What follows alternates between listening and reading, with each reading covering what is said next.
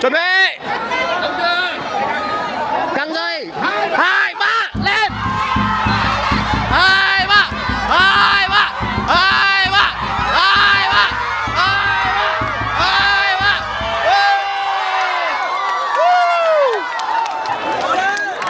Có ai cần thay không? Có ai cần thay không? Vẫn tiếp nhá. Cho Chi vào đi. Kéo tiếp đi, đang khỏe, vẫn tiếp.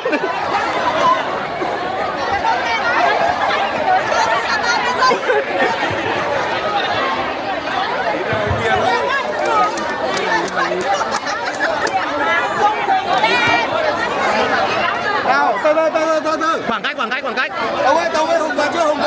Hùng chưa, Hùng cứ nghỉ đi. Hiệp này đang ít sức quá không cần. Ok. Khoảng cách. Bắt dây căng vào, đúng rồi, tì ra. Ok. Rồi, khoảng cách. Ok.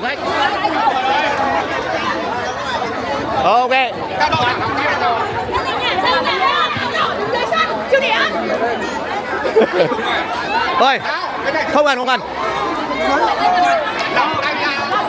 Lỏng tay, nhả tay ra một tí. Thay luôn đi cho nó giết cho nó đỡ sức người khác đi. Thay Hùng vào đi. Không nào. Chuẩn bị. Căng dây.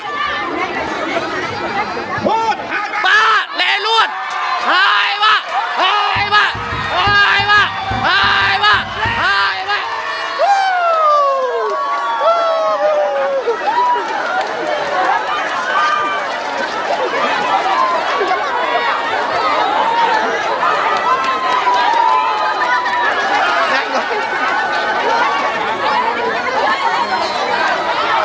Ra ngoài cho trận kia ta.